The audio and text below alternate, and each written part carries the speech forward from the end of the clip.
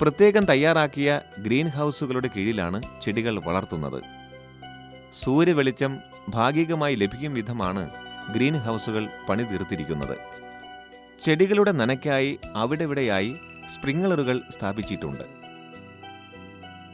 മുഴുവൻ സമയവും ജലം ലഭ്യമാക്കിയിരിക്കുന്ന നഴ്സറിയിൽ സമയാസമയം ചെടികൾക്ക് നന കൃത്യമായി ലഭിക്കുന്നു.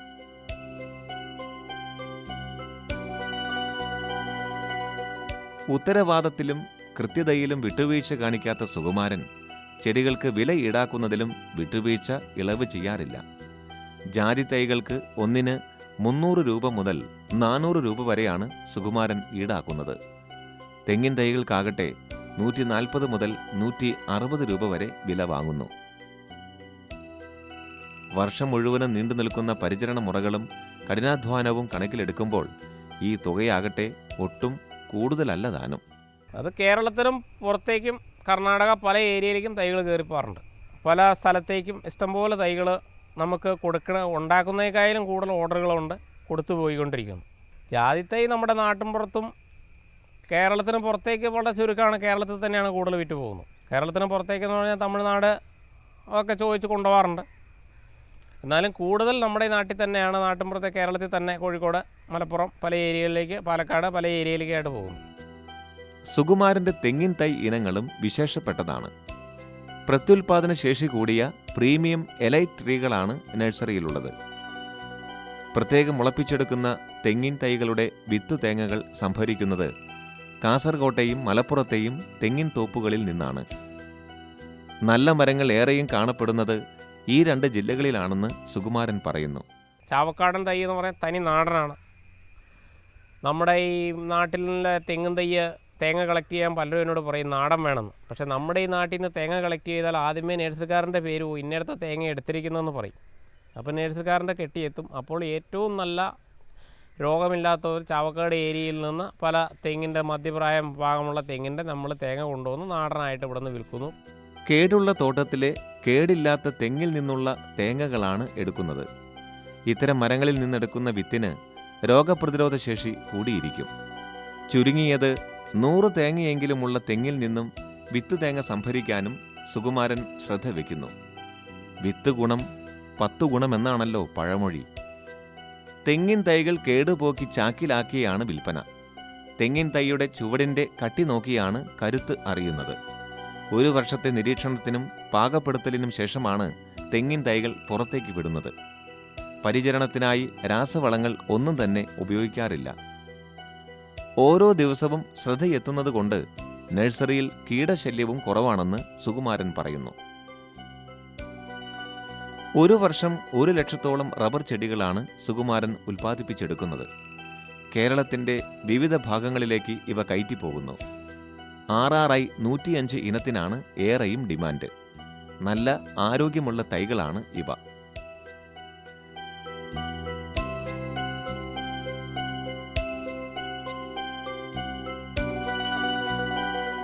റബ്ബർ ചെടികൾ ബഡ് ചെയ്തെടുക്കുന്നതിലും ജാഗ്രത വേണം. നല്ല ആരോഗ്യമുള്ള കോൽ തൈകളിൽ നിന്നും വേണം ബഡ്ഡിംഗ് മുകുളങ്ങൾ എടുക്കേണ്ടത്. ഇതിനായി ഒരേ രീതിയിൽ വളരുന്ന, ഒരേ രീതിയിൽ പാൽ തരുന്ന സസ്യങ്ങളിൽ നിന്നാവണം ബഡ്ഡിംഗ് മുകുളങ്ങൾ ശേഖരിക്കേണ്ടത്. ഇക്കാര്യത്തിൽ വിട്ടുവീഴ്ചയരുത്. റബ്ബറിന്റെ ആരോഗ്യമാണ് ലക്ഷ്യമാക്കുന്നതെങ്കിൽ സുകുമാരന്റെ നിർദ്ദേശങ്ങൾ അവഗണിക്കാതെ വയ്യ. റബ്ബർ ബഡ് ചെയ്യുമ്പോൾ എൻ്റെ അഭിപ്രായം പറഞ്ഞാൽ ഈ നല്ല ഇലക്കണ്ണ് 1 മീറ്റർ കമ്പിൽ നിന്ന് കൂടി വന്നാൽ 10 കണ്ണ് ഇല്ലെങ്കിൽ 12 കണ്ണാണ് ശരാശരി നമ്മളെടുത്ത് ബഡ് ചെയ്യേണ്ടത്. 10 കണ്ണ് എടുക്കുകയാണെങ്കിൽ ഇലക്കണ്ണ് മാത്രമാണ് എടുക്കാൻ പറ്റുന്നത്. സ്റ്റാർ ചന്ദ്രക്കല കണ്ണുകൾ കാര്യം എടുത്ത് വെച്ചാൽ നല്ലതാണെന്ന് പറഞ്ഞെങ്കിലും ഇപ്പോൾ 1000 മരം നമ്മൾ കൃഷി ചെയ്യുകയാണെങ്കിൽ അതിൽ 700 മരമാണ് നല്ല രീതിയിൽ വളരത്തുള്ളൂ. 300 മരവും പല രീതിയിൽ വളരുന്നു.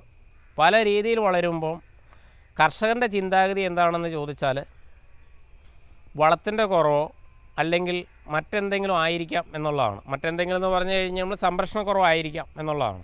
പക്ഷേ അതല്ല, കണ്ണാണ് ഏറ്റവും പ്രാധാന്യം. 1000 തൈയും നല്ല രീതിയിലുള്ള ഇലക്കണ്ണ എടുത്ത് ഒട്ടിച്ചാൽ 900 തൈയും നല്ല രീതിയിൽ സമൃദ്ധമായിട്ട് വളരുകയും നല്ല രീതിയിൽ ടാപ്പ് ചെയ്ത പാല് കിട്ടുകയും ചെയ്യും. നഴ്സറിയിൽ ഏകദേശം 3 ഏക്കറോളം സുകുമാരൻ റബ്ബർ ബെഡിങ്ങിനായി കോൽ തൈകൾ വച്ചു പിടിപ്പിച്ചിരിക്കുന്നു.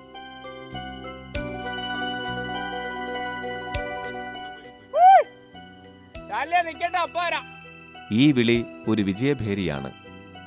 മണ്ണും ജീവിതവും കരുപ്പിടിപ്പിച്ച കർഷകന്റെ അഹങ്കാരം കലരാത്ത ഹൃദയത്തിൽ നിന്നുയരുന്ന ശബ്ദം.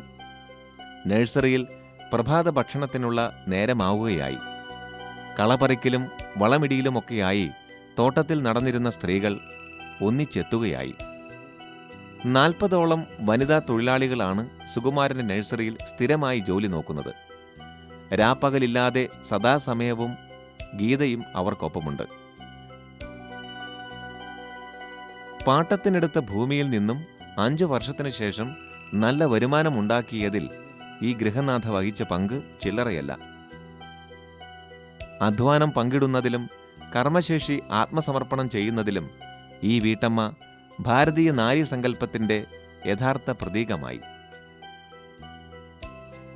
തൊഴിലാളികൾക്ക് കൃത്യമായി കൂലി നൽകുന്നതിലും സുകുമാരൻ മനസ്സുവെക്കുന്നു. പണമിടപാടുകൾക്കായി 2 വനിതാ മാനേജർമാരെയും ഇവിടെ ചുമതലപ്പെടുത്തിയിട്ടുണ്ട്.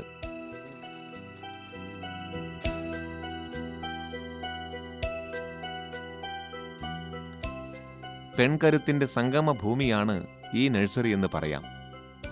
സ്ത്രീ ശാക്തീകരണ പ്രവർത്തനങ്ങൾക്ക് സർക്കാർ ഊർജിത ശ്രമങ്ങളുമായി മുന്നോട്ട് നീങ്ങുമ്പോൾ കൺതുറന്ന് കാണേണ്ടതും മാതൃകയാക്കേണ്ടതും നമ്മുടെ ഗ്രാമഗ്രാമാന്തരങ്ങളിൽ കഴിയുന്ന ഇത്തരം സുകുമാരന്മാരെയാണെന്ന് പറയാതെ വയ്യ.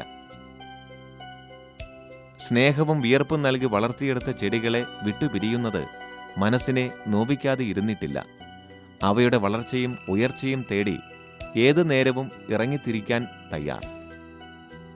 ചെടികളുടെ വിൽപ്പന കഴിഞ്ഞാൽ സുകുമാരൻ കൈയും കെട്ടിയിരിക്കുകയാണെന്ന് വിചാരിച്ചാൽ തെറ്റി. വിൽപ്പനാനന്തര സേവനത്തിനും സുകുമാരന് കലവറയില്ലാത്ത സമ്മതം. നഴ്സറിയിൽ നിന്നും ചെടികൾ കയറ്റിവിടുന്നത് മുതൽ തുടങ്ങുകയായി ഈ സബരിയും. ഇത് സുകുമാരൻ വളർത്തിയെടുത്ത കൽപ്പക വൃക്ഷം. കരുത്തുറ്റ തായ്തടി, എണ്ണമറ്റ നാളികേര കുലകൾ. ദീർഘനേരത്തെ മഴയ്ക്ക് ശേഷം ഏറെ കാലത്തിനു ശേഷമുള്ള പുനഃസമാഗമം പോലെ തെങ്ങോലകൾ സന്തോഷാശ്രുക്കൾ പൊഴിച്ചു. ഈ സ്പർശം സുകുമാരൻ ഹൃദയം കൊണ്ടാണ് അനുഭവിച്ചറിയുന്നത്. കാർഷിക വൃത്തിയിലല്ലാതെ ലോകത്ത് ഒരു മനുഷ്യനും അനുഭവിച്ചറിയാത്ത ആനന്ദം ഈ കർഷകനിൽ വന്നു നിറയുന്നു. ഇത്തരം പുഞ്ചിരികൾ പ്രേക്ഷകർക്ക് സമ്മാനിക്കുന്നതിൽ ഹരിതഭാരതം ശ്രദ്ധ വയ്ക്കുന്നു. ഭാരതീയ കാർഷിക സംസ്കൃതിയുടെ നിറവ് ഒരംശമെങ്കിലും നിങ്ങളെ തൊട്ടുണർത്തിയെങ്കിൽ ഹരിതഭാരതം കൃതാർത്ഥമായി. വീണ്ടും ഈ യാത്ര തുടരുന്നു.